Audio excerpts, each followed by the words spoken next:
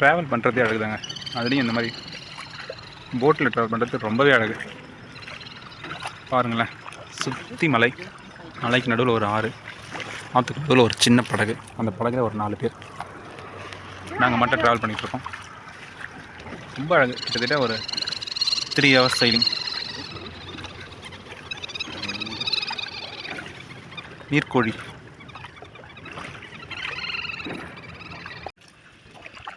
ஒவ்வொரு இடமே இவ்வளோ அழகாக இருந்தால் என்னங்க பண்ணுறது. கொஞ்சம் பாருங்கள், இப்படி இருக்கு.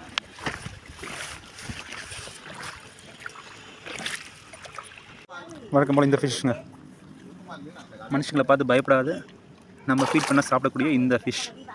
இவ்வளோ பெரிய ரிவரில் மனுஷங்க நடமாடுற இந்த இடத்துல மட்டும் இவ்வளோ இருக்குது. எவ்வளோ பெரிய ரிவர் பாருங்கள்.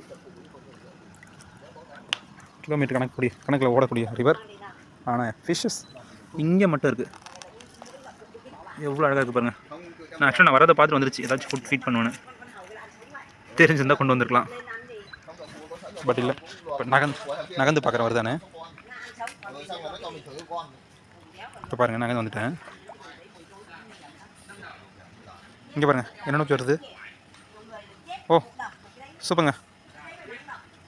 இங்கே இந்த மீன்களை பொறுத்த வரைக்கும் மனிதர்கள் மீன்களை சாப்பிட மாட்டார்கள். we are not hurt them. So ஃப்ரெண்ட்லியாக பார்க்குது. எங்கே போனாலும் வருதுங்க கூடவே. குட்ங்க, வெரி குட். ஃபஸ்ட்டு பாயிண்ட், மொத்தம் 9 குகைகள், 9 கோயில்கள். அதுதான் சூஸ் பண்ணி ஏறணும். ஃபஸ்ட்டு டெம்பிள் ட்ரின் டெம்பிள்.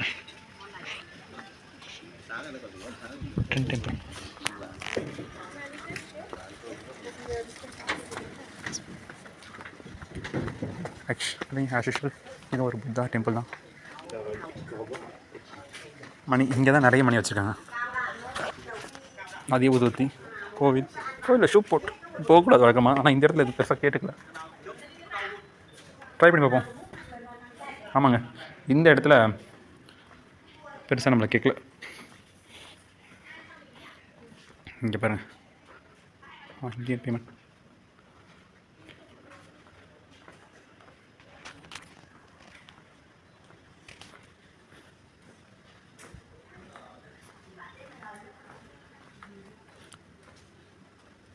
நல்ல வைப்புங்க, ரொம்ப ரொம்ப நல்ல வைப். கிளம்ப வேண்டிய நேரம், கிளம்புவோம்.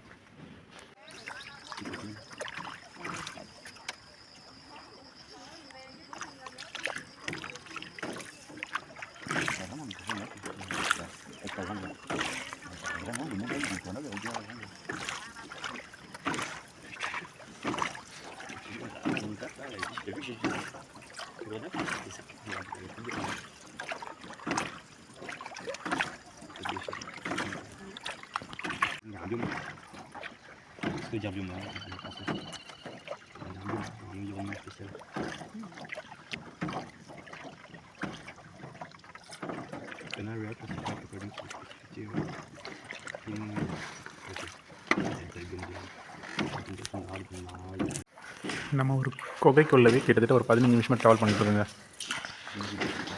குகைக்குள்ளே அந்த ஆற்று நீர் புகுந்து போகுது. நம்ம என்ன பேசினா ட்ரெஃபிக் ஆகுது, அவ்வளோ ஸ்லோவாக தான் பேச முடியும்.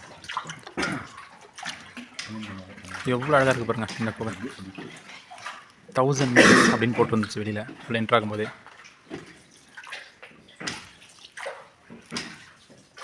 சன்லைட் எங்கேயாவது ஒரு இடத்துல லேசாக வருது. இல்லைங்க, அது சன்லைட் இல்லைங்க, குண்டுகள் போட்டு வச்சுருக்காங்க.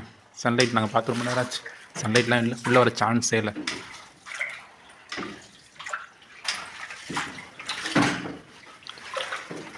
தனியாக இந்த இடத்துக்கு வர மாதிரி ஒரு ஆப்ஷன் கிடச்சுன்னா கண்டிப்பாக நான் வரமாட்டேங்க. அவ்வளோ பயமாக இருக்குது. இந்த வெளிச்சம் எல்லாமே அந்த லைட்லேருந்து வர்றது தான். No sunlight.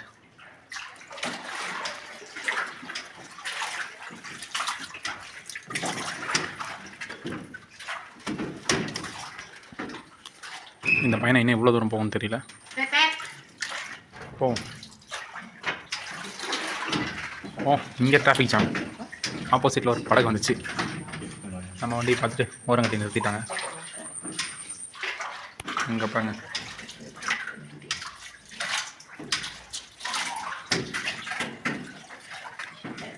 ஒரு டைமில் ஒவ்வொரு கடை தாங்க போக முடியும். ஆப்போசிட் இருக்கும் அவர் போலீஸ் செக்யூரிட்டி போல இருக்குது. செக்யூரிட்டி போல இருக்குது. செக்கிங்காக வந்திருக்காரு. Better arrangement. ஓ படகுல அந்த துடுப்பை போடும்போது பாறையில் முட்டுது. அவ்வளோ குறுகலான ஒரு பகுதி. அவங்களுக்கு பழக்கப்பட்டிருக்கோம். அவங்க சுச்சுவேஷனே அப்படின்னா நம்ம தனியாக தான் வந்தோன்னா அவ்வளோதான். பாருங்க ஃபுல்லாக லைம் ஸ்டோன் இல்லாமல் வேறு ஏதாவது பாறையாக இருந்துச்சுன்னா தாண்டி கீழே வந்துட்டுருக்கோம்.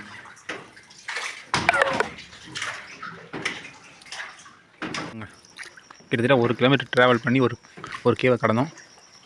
அடுத்த ஒரு கேவ். இந்த கேவ் அவ்வளோ லென்த்தாக இருக்காதுன்னு நினைக்கிறேன்.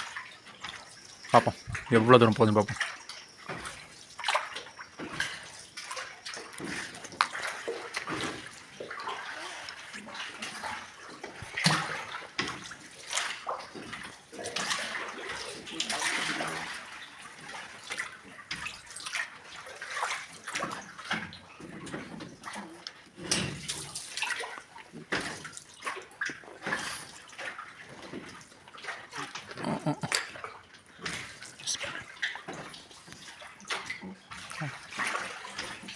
ரொம்ப தாழ்வாக இருக்குங்க. ரொம்ப தாழ்வாக இருக்குது. கொஞ்சம் மிஸ் ஆனாலும் இன்னும் குடிஞ்சிடும் தலையில். இந்த வாட்டர் ஃப்ளோ ஆகிற மாதிரி தெரியல. அப்படியே ஸ்டாக்னட்டாக இருக்கிற மாதிரி இருக்குது. அதனால இவங்க போட் பண்ணுறதுக்கு கொஞ்சம் ஈஸியாக இருக்குது. இல்லைன்னா சிரமம் தாங்க. வாட்டர் லெவலில் கொஞ்சம் அதிகமான கூட சிரமம் வந்துச்சுங்க. இது சின்னது தாங்க. இந்த கேவ் சின்னது தாங்க. மொத்தம் 9 கேவில் இப்போ தான் 2 கேவ் கடந்திருக்கும். எடுங்க கிராண்ட் டெம்பிள். 2 குகை முடிச்சாச்சு. முடிச்சதுக்கப்புறம் ஒரு கிராண்ட் டெம்பிள்.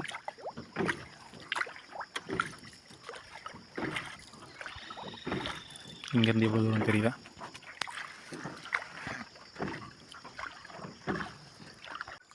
அந்த கோவிலே குகைக்குள்ளே தாங்க இருக்குது. 3வது குகை, 3rd கேவ் வந்தாச்சு. இதுவும் எவ்வளோ தூரம் தெரியல. இதை கொஞ்சம் ஆர்டிஃபிஷியலாக வெட்டி எடுத்துருக்காங்க. ரொம்ப டேஞ்சரஸாக இருந்திருக்கும் இந்த பொசிஷன். வெட்டி எடுத்தீங்கன்னு எப்படி அந்த கல்லெல்லாம் வெளியே கொண்டு போனாங்கன்னு தெரியல. இது கொஞ்சம் சில்லுன்னு இருக்குங்க. அந்த 2 குகைகளோட சில் கிளைமேட், சில்லுன்னு ஹேர், நல்ல வைப், செம்ம ஃபீல்.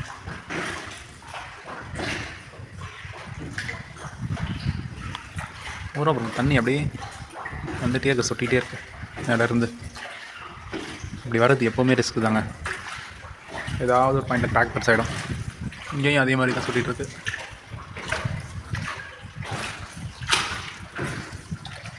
இந்த பக்கம் கொஞ்சம் பெருசுங்க. போயிட்டே இருக்கு. எவ்வளோ தூரம் போகுதுன்னு தெரியல, ஆனால் போயிட்டே இருக்கு. குகைக்கு உள்ளவே என்னென்னமோ பண்ணி வச்சுருக்காங்க. வெரைட்டி ஆஃப் பாட்டுக்குள்ளே தண்ணி தான் இருக்கும். நான் ஒரு முறை ஓப்பன் பண்ணி பார்த்துட்டேன். தண்ணி தான் இருந்துச்சு.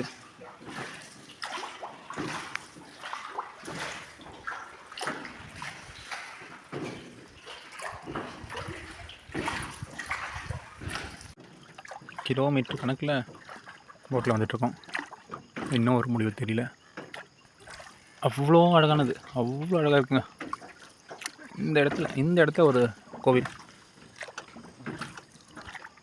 ரொம்பவே கஷ்டப்பட்டுருக்காங்க. இந்த ஜென்ரேஷனில் யாருமே இதை பண்ணியிருக்க மாட்டாங்க, பண்ணவும் மாட்டாங்க.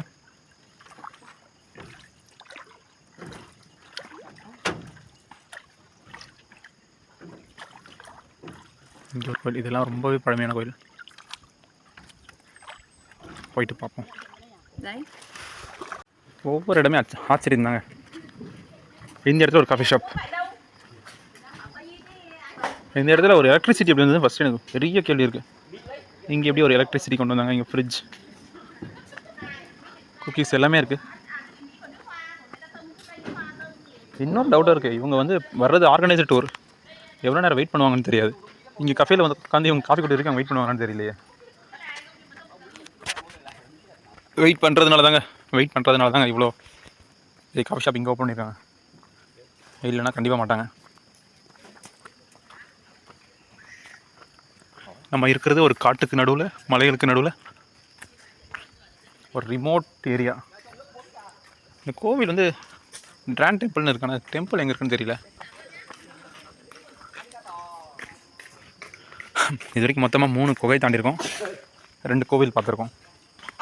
மேப்பில் இருந்தது மொத்தம் 9 குகை 9 கோவில். இதுதான் அந்த கோவிலேவா? கோவில் மாதிரி எதுவும் தெரியலையே. கிங்காங் படத்தில் வர ஃபாரஸ்ட் அப்படி தான் இருக்குது.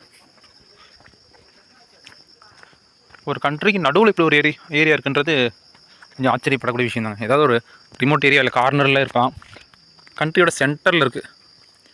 சிட்டியிலேருந்து ஹனாயிலேருந்து ஒரு 150 கிலோமீட்டர்ஸ் வச்சுக்கோங்க, அவ்வளோ டிஸ்டன்ஸில் இருக்குது.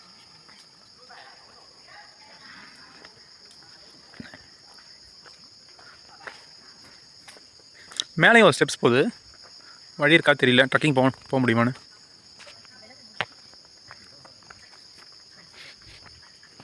இங்கேயும் ஃபாரினர்ஸ் தாங்க பார்க்க முடியுது, லோக்கல் பீப்புள்ஸ் வரமாட்டாங்க. லோக்கல் பீப்புள் வர மாதிரி தெரியல. வரணும்னா வீக்கெண்ட்ஸில் வருவாங்க. இங்கே கோவில் மென்ஷன் பண்ணியிருக்காங்க, எந்த கோவிலும் இல்லைங்க. ஒரு ஸ்டெப்ஸ் இருக்குது, வேணால் மேலே போய் பார்க்கலாம் ஏதாவது வச்சுருக்கான்னு. But I am not sure. எங்கே போனாலும் ஏற விட்டுறாங்க. எவ்வளோ ஹைட்டு? ரொம்ப ஹைட்டுங்க, ரொம்ப ஹைட். இந்த ஏரியாவில் ஆக்சிஜன் லெவல் ரொம்ப கம்மிங்க. போகணுமே, போய் ஆகணுமே.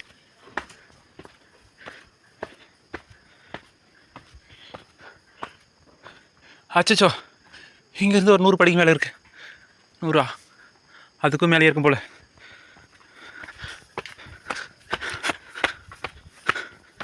மூச்சு வாங்குதுங்க. அப்பா, நான் ஸ்டாப்பாக நடந்தால் கூட 4 நாள் ஆகும் போல இருக்குது.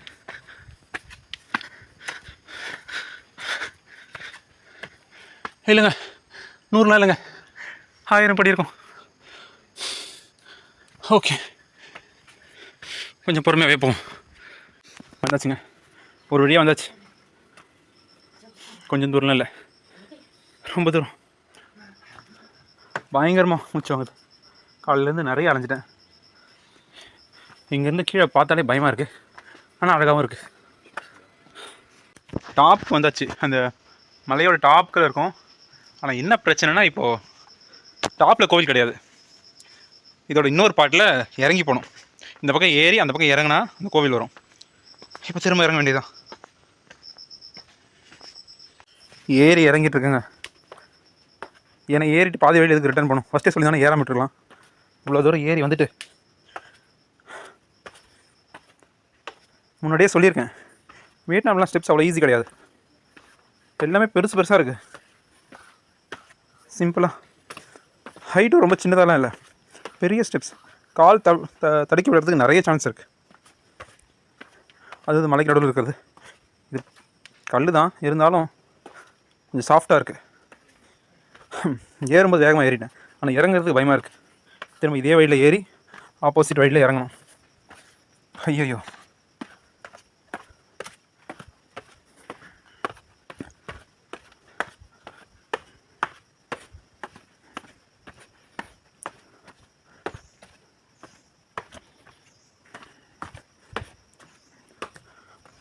இங்கே இருக்குன்னு நினைக்கிறேன் கோவில். அங்கே இருக்கா?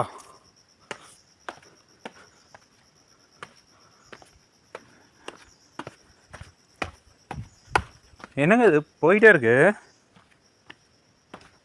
பர்வதமலையே ஏறிடலாம் போல இருக்கு இது ஏறி இறங்கின வேகத்துக்கு.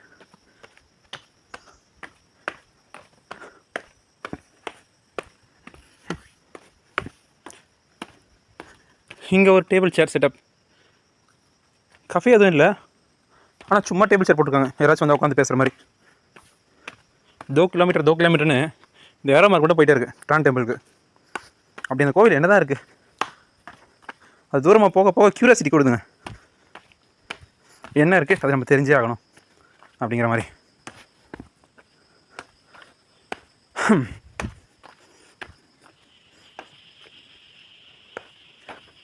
இங்கே ஏகப்பட்ட கிளை ஆறுகள் இருக்குங்க, 100 கணக்கில் இருக்குது. நம்ம போகிற ரூட்ஸ் கொஞ்சம் தான், அது இல்லாமல் இங்கே நிறைய ரூட்ஸில் ஆறுகள் ஓடிட்டு தான் இருக்குது. ஆற்றுக்குள்ளேயே கேபிள் போட்டு வச்சுருக்காங்க, கேபிள் லைன்ஸ்லாம்.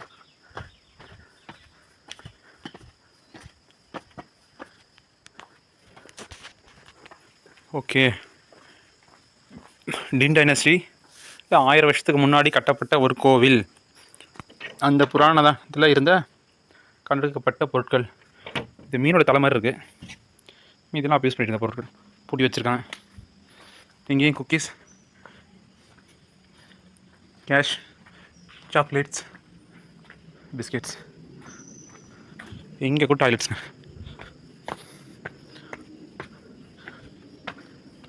கோவிலை காணமே. இதுதான் அந்த கோவிலா? ஆமாங்க, இதுதான் அந்த கோவில்.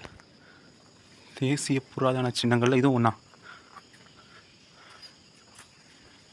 அரசர்களுக்கே கோவில் கட்டியிருக்காங்க.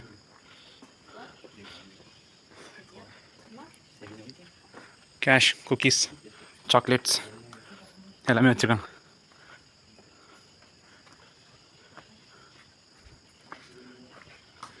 கூட வந்த நண்பர் காணும். மரம் கீழே இருந்து வளர்ந்து வருது. ஹலோ, அவர் ரொம்ப உள்ளதும் போயிட்டாருங்க, ரொம்ப ஆர்வமாக. எங்கேயாச்சும் போட்டோம், என்னால் இதுக்கு மேலே முடியல. இன்னும் ரொம்ப தூரம் ட்ராவல் பண்ணிகிட்டு இருக்கு. ஸோ கிளம்புவோம். வெற்றிகரமாக கோயிலை முடிச்சாச்சு. நெக்ஸ்ட் 4th கேவுங்க. 4th cave. இது வரைக்கும் 3 கேவ் முடிஞ்சிருக்கு, 2 கோவில் முடிஞ்சிருக்கு. இது 4th கேவோட என்ட்ரன்ஸ் முடிஞ்சிட்ருக்கோம். எப்படிலாம் இது உருவாச்சுனே தெரியலங்க. மலைகள் நடுவில் இவ்வளோ தண்ணி, உள்ளே இவ்வளோ பெரிய கோவில் மட்டும் கிடையாதுங்க. இங்கே ஒரு ரெசிடென்ஷியல் ஏரியா மாதிரியே இருக்குது. ஒன்லி வே அவங்க இங்கே வர்றதுக்கு போட்டிங் மட்டும்தான். அந்த போட்டிங்கும் தண்ணி கொஞ்சம் அதிகமாகிடுச்சுன்னா உள்ளே வர முடியாது, கன்ஃபார்ம் வர முடியாது. வேறு ஆப்ஷனும் இல்லை. நானும் சுற்றி பார்த்துட்டேன், இவங்ககிட்டையும் கேட்டால் வேறு ஆப்ஷனும் கிடையாது, ஒரே வழி தான் உள்ளே வருது. ஆனால் எப்படியோ வந்துட்டு போயிட்டு ஒரு டைனஸ்டியை மெயின்டைன் பண்ணிட்டு இருந்திருக்காங்க. சூப்பருங்க, கிரேட்டுங்க. கடைசி கோவிலுங்க இந்த ட்ரிப்பில் நாங்கள் வந்திருக்கிற கடைசி கோவில். இருட்டிடுச்சு, மணி 5 மணி தான் ஆகுது. ஆனால் 5 மணி தான் அப்படின்னு சொன்னால் யாருமே நம்ப மாட்டாங்க, அவ்வளோ இருட்டு. சுற்றி மலைகளோட எக்கோசிஸ்டம், செம்மையான ஒரு எக்கோசிஸ்டம். ஃப்ளைட்லாம் போட்டுருக்கு பாருங்கள். லைட்டிங் ஆக்சுவலாக போட்டு தான் ஆகணும், ஏன்னா ஃபுல்லாக கேவ்ஸாக இருந்ததுனால. ஆனால் இது கேவ்ஸ்க்கு உள்ளே மட்டும் இல்லை, வெளியிலும் போட்டிருக்கு. ஏன்னா இருட்டிடுச்சு. நான் பார்த்ததுலேயே இங்கே தாங்க ஒரு மனுஷர் இருந்தார். ஒரு துறவியா இல்லை எம்ப்ளாயியா என்னன்னு தெரியல, ஆனால் யூனிஃபார்ம் ஒன்று போட்டிருந்தார். So better. இந்த கோவில் வழிபாட்டு தலம். இந்த பேட்டி என் கூடவே சுற்றிட்டு இருக்கு. ஃப்ளாஷ் பண்ணுமா? இந்த பேட்டி என் கூட சுற்றிட்டு இருந்தது ரொம்ப நேரமாக. ஒரு பெட் டாக், குட்டி டாக், பிளாக் கலர், அழகான ஒரு டாக். இங்கே மட்டும்தான் அந்த கடவுளை பார்க்க முடியல. மற்றபடி குக்கீஸ், தட்டில் காணிக்கை, பழங்கள், அந்த ஊதுவத்தி, சுருள் ஊதுவத்தி, அந்த பக்கம் ஃப்ரூட்ஸ், கேண்டீஸ் எல்லாத்தையும் நேச்சுரலாகவே பார்க்க முடியும். ஒரு சுற்றி வந்துடலாம். பின்னாடி போனால் ஒருத்தர் கயாக்கிங் பண்ணிட்டு இருக்காரு, இண்டிவிஜுவல் கயாக்கிங்.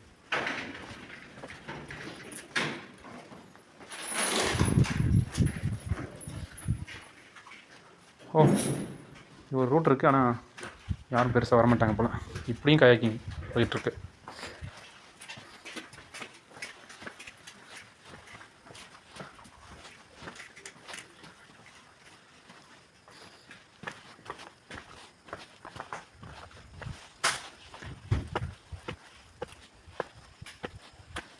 என் கூட வந்தவங்களாம் தனியாக போயிட்டாங்க. நான் இந்த ரூட்டில் வந்தேன் நடந்து.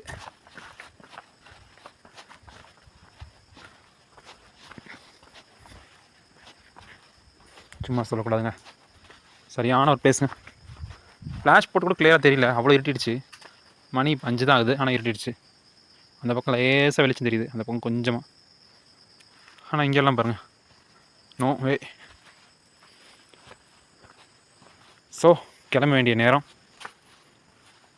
கிளம்பிடுவோம். ட்ராங்கான் ட்ரிப் நல்லபடியாக முடியுது.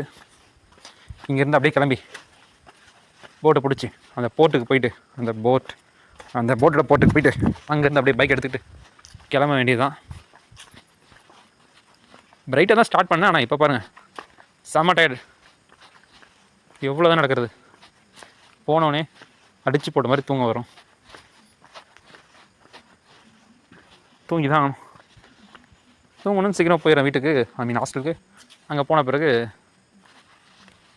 சும்மா உட்காந்துக்கிட்டே டைம் போயிடுது. இன்றைக்கி போய் சீக்கிரமாக தூங்கிடுவோம்.